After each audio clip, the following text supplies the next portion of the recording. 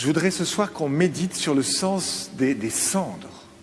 Pourquoi on met des cendres sur le front? Quelle signification et quelles implications? En fait, de ce que j'ai compris, il y a deux sens pour les cendres. Le premier sens, c'est la petitesse. Souvent, il y a deux paroles possibles, c'est « convertis-toi et crois à l'Évangile, et tu es poussière, et tu retourneras en poussière ». Donc, les cendres me rappellent que je suis poussière, c'est-à-dire que je ne suis pas grand-chose, qu'il ne faut pas trop que je me prenne au sérieux. Comme on dit dans les magasins, souriez, vous êtes filmés. Souriez, voilà. Soyons détendus. Bon. Ce qui veut dire que les cendres sont associées à l'humilité. Si je comprends que je suis peu de choses, je suis humble. Et la marque de la personne qui est humble, il me semble que c'est la gratitude. Parce que quand je sais que je suis peu de choses, à ce moment-là, j'ai reçu ma vie, j'ai tout ce que je possède, tout ce que j'ai, mais c'est formidable. Et quand je fais des belles choses ou je vis des belles choses, tout de suite, au lieu de me gonfler d'orgueil, si j'arrive à donner avec la main droite, eh bien je dis, mais c'est le Seigneur qui me permet de faire ceci, de faire cela. Donc l'humble est un être joyeux. Voilà. Et c'est pour ça qu'on nous dit, parfume-toi la tête, etc. Rends-toi compte de ta petitesse et sois joyeux pendant ce carême. Examinons chacun d'entre nous pourquoi nous ne sommes pas dans la joie. Certains ont le droit d'être tristes parce qu'ils vivent des choses très difficiles. Et quand on vit un cancer, etc., des soucis importants, on a le droit d'être triste. Mais certains vivent, sont tristes et ne voient pas de raison apparente, une sorte de tristesse de fond chez eux, qu'ils se questionnent s'ils ne sont pas orgueilleux, s'ils ne manquent pas d'humilité. Bon. Donc ça, c'est le premier sens des cendres, c'est de se rendre compte de notre petitesse et d'entrer, du coup, dans une vérité sur nous-mêmes et une gratitude. Le deuxième sens des cendres, c'est de reconnaître notre péché. Dans la tradition biblique, on l'a entendu déjà, il faut déchirer ses vêtements. Je pense à Jonas, que j'aime beaucoup, où dès que les gens entendent la proclamation de Jonas, encore 40 jours et Ninive sera retournée, à ce moment-là, ils se mettent des toiles de sac, ils s'assiedent dans la cendre. Bref, ils vont montrer extérieurement qu'ils se convertissent. Donc, c'est assez nouveau pour nous, finalement. On n'a pas trop l'habitude, en fait, de dire aux gens, écoutez, on est pécheurs. Je suis pécheur. Alors, pour vous, c'est quand même assez tranquille, parce que vous allez quitter ce soir et prendre le métro, mais bon... La nuit est arrivée, là, donc les gens ne vont pas forcément voir. Par contre, ceux qui ont pris les cendres ce matin, s'ils ont gardé les cendres toute la journée, et c'est le but, il faut les garder. Du coup, les gens autour d'eux ont compris qu'ils étaient pécheurs. Ah, c'est les pécheurs, c'est les pécheurs. Oui, c'est ça. Le peuple qui se met ces cendres-là, c'est qu'il signifie qu'il est pécheur. Et nous, on a tendance plutôt à dire aux gens qu'on est formidable. Plutôt ça, nous, Bon, je suis génial, etc. Bon, voilà, je ne veux pas me vanter, mais quand même... Alors, vous voyez, tous les réseaux sociaux, c'est pas la totalité, mais vous voyez, les gens publient sur Facebook, Insta, etc., leurs exploits. Donc là, il y en a, ils disent, voilà, je suis à la montagne, là, en ce moment, avec ma famille, clic. Donc c'est génial, voilà. Ils disent ce qu'ils font, etc., leur engagement. Il y a des gens, ils font du bien, puis des fois, ils m'envoient. Vous les voyez avec des pour, avec tout ça. Les gens se racontent et disent « Je suis quelqu'un de formidable ».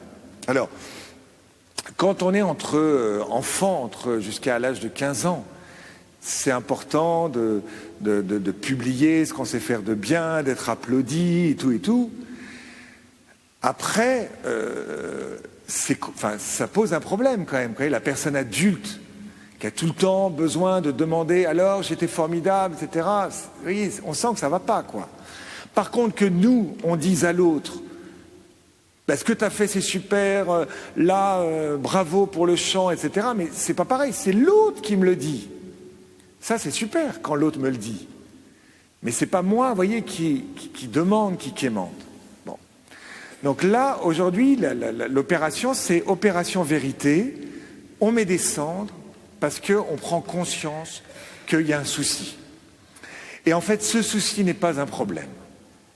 Pourquoi ?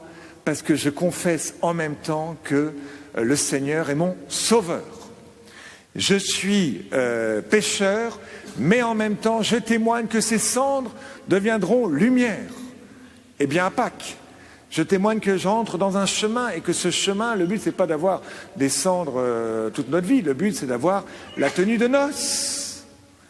Et c'est les catéchumènes, quand ils vont sortir de l'eau, là, à Pâques, là, ils vont sortir avec la tenue de noces, pas du tout les cendres. Par contre, ils vont rentrer dans l'eau baptismale avec, comme des cendres, pas un sac, on ne va pas les mettre dans un sac, mais un vêtement tout sombre pour bien signifier,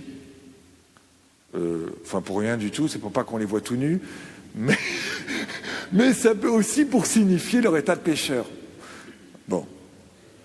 Donc, vous voyez, c'est ça le truc, c'est on n'est pas là avec nos médailles, vous savez, comme un peu les militaires, ils ont leurs médailles, donc, ou alors leur marque, là, tu vois, moi, c'est Nike, tu vois, c'est Nike ou c'est je sais pas quoi, bon. Non, moi, c'est pécheur. Moi, je suis pécheur, c'est ça ma marque, tu vois, bon. Et c'est exactement ce qu'a proposé la Vierge Marie à Bernadette de Lourdes. Quand la Vierge Marie dit son message, c'est pénitence, pénitence, pénitence, elle propose à Bernadette d'aller à la grotte pour s'y laver. Comment elle fait ? Elle se lave, tu parles, elle ouvre une source, elle creuse dans la cuite au cochon, et là elle prend de la boue, elle la met sur son visage, elle prend de l'herbe, elle le mange. Enfin, on a un cochon. Bernadette est cochon avec les cochons. Alors, ok, je prends conscience une fois dans l'année que je suis pécheur. Je me l'avoue, ce n'est pas un problème. Je lance ce signal au bon Dieu et aux autres. La question, c'est comment le Seigneur va me permettre de découvrir mon péché. Parce que je suis pécheur, mais ça c'est en général, mais comment il va m'aider ? Et l'Église propose, à travers sa parole, 3 domaines qui sont la prière, l'aumône et le jeûne. Pourquoi la prière me permet de voir mon péché ? Parce que je m'expose dans la prière à Dieu. Et Dieu est lumière. Donc Dieu va oui, c'est ce laser, si vous voulez, qui, quand on prie, en fait, éclaire nos ténèbres. Hein, il est le chemin, la vérité et la vie. Donc il éclaire nos mensonges. Puis dans la prière, souvent on prend la parole de Dieu, et la parole de Dieu est un glaive à 2 tranchants. Elle pénètre jusqu'au point de division de l'âme et de l'esprit, des articulations et des moelles. Donc la parole de Dieu, eh bien je vais comprendre en fait la pensée de Dieu, et progressivement je vais voir que je suis un peu en décalage par rapport au Seigneur lui-même. Et puis, tout simplement, la prière, en fait, c'est un temps aussi de repos, où les choses décantent, un petit peu comme une vinaigrette. Vous voyez, quand elle est très agitée, on ne sait pas trop s'il y a beaucoup d'huile, beaucoup de vinaigre, on ne sait pas trop. Puis quand ça se repose, là on voit les choses. Donc il y a quelque chose de très physique où, en fait, le fait de prier nous permet de reposer, de prendre conscience de notre vie, de faire le point, si vous préférez. La question pour nous, la prière, c'est de prendre un temps de prière quotidien. Pas simplement de prier dans la rue ou de prier dans le métro. On peut prier dans la rue, dans le métro. Mais, vous voyez, de s'arrêter, de faire ce qu'on appelle un sacrifice d'holocauste, où je ne fais rien d'autre. Pour ça, des fois, je dis à certains, mais abonnez-vous à prier en église Magnificat ou je ne sais pas quoi, si vous avez les moyens, parce que si vous priez que avec votre téléphone, il y a une application, il y a un truc, vous voyez, il y a des tentations. On ne va pas se mettre des tentations inutiles. Donc prier, c'est prendre un temps, il y a un début, une fin. Vous voyez, si vous n'avez jamais prié, prenez 5 minutes.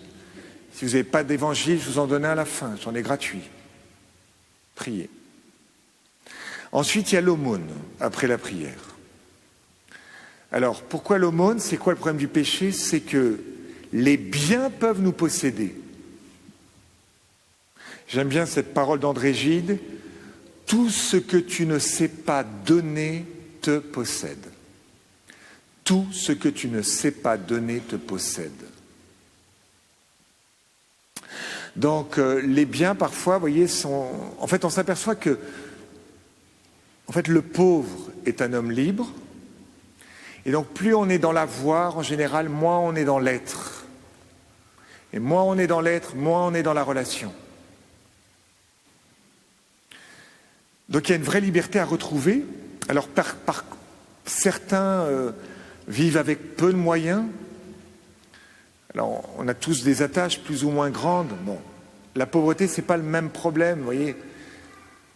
Il y en a certains parmi nous qui ont du mal à nourrir leurs propres enfants. Je le sais, ça. Donc, vous voyez, il y en a d'autres qui sont peut-être dans des appartements remplis. Vous savez, quand une personne décède, qu'on entre dans l'appartement, ça dit beaucoup de choses de la vie de la personne. Hein. Qu'est-ce qu'elle a su donner de son vivant? Qu'est-ce qu'elle n'a pas su donner? Je pense à cette femme, une grand-mère, qui avait, assez classique, qui a donné sa bague de fiançailles à sa première belle-fille, qu'elle n'avait que des garçons dans ses enfants. Et elle a donné sa bague de fiançailles alors son mari était toujours vivant, etc. Et elle a donné très tôt, assez tôt, quoi. Très étonnant. Bon. François d'Assise, qui va voir l'évêque et qui va... Parce que son père, vous savez, François d'Assise, son père lui en veut à mort parce qu'il dilapide les biens à droite à gauche. Enfin, il aide les pauvres avec les tissus, parce que François d'Assise était confectionneur de tissus. Et à un moment donné, il n'en peut plus. Et il va rencontrer l'évêque, il va se mettre nu devant l'évêque. Et il dit ceci: « Jusqu'à maintenant, je t'ai appelé Père sur la terre, mais à présent je peux dire en sécurité, notre Père qui est aux cieux, auprès de qui j'ai déposé tout mon trésor. » Il a quitté le Père de la terre qui l'enchaînait et il dit: maintenant je peux dire notre Père. Vous voyez, souvent le rapport au bien est très lié à la confiance. Parce que j'ai une certaine confiance dans la providence, alors je peux me détacher. Si je suis dans la peur, si je pense que Dieu ne m'accompagne pas, que Dieu n'est pas là, si je pense que je n'ai pas de Père, à ce moment-là, j'ai du mal à donner. Prière, aumône et le jeûne. Le jeûne, c'est en fait pour arrêter d'étouffer ce que mon être me dit. Vous voyez, le silence permet ça. Quand on fait des retraites en silence, au bout de 2-3 jours, en fait, tout d'un coup, il y a des choses qui nous apparaissent, il y a des distractions saines Et la nourriture, c'est pareil. Parfois, on compense quand on a une contrariété. Les gens, quand ils sont contrariés, ils vont fumer une clope, et d'autres peuvent manger. La personne dit: « Ah ben, vous savez, quand je jeûne, je deviens irritable. Quand je jeûne, je deviens irritable. » Peut-être vrai, mais c'est peut-être aussi tu es irritable ou facilement irritable. En fait, t'es pas très, comment dire, t'as du mal, tu sais pas tellement gérer tes émotions et le jeûne te le révèle. Le jeûne est peut-être un révélateur, voyez. Alors on va jeûner de nourriture, parce qu'il y a quelque chose de très, enfin, vous voyez, très incarné. On est une religion de la chair, hein, qu'est-ce que vous voulez? Et puis on peut jeûner aussi d'autres choses, on peut jeûner d'écran, ça c'est en plus, on peut jeûner, bon. Voilà, j'aime réapproprier mon être. Donc ça va, la prière, l'aumône et le jeûne pour être en vérité avec soi-même, pour essayer que ça ne soit pas simplement des cendres sur le front, mais qu'il y ait une opération chirurgicale en 40 jours, où en fait on entre en vérité sur soi-même. La question pour conclure, en fait j'ai une question, c'est: est-ce que je veux vraiment voir mon péché? Est-ce que vous voulez vraiment voir votre péché? Est-ce que je veux vraiment voir mon péché? Je dis ça parce que peut-être qu'on n'est pas intéressé par ça.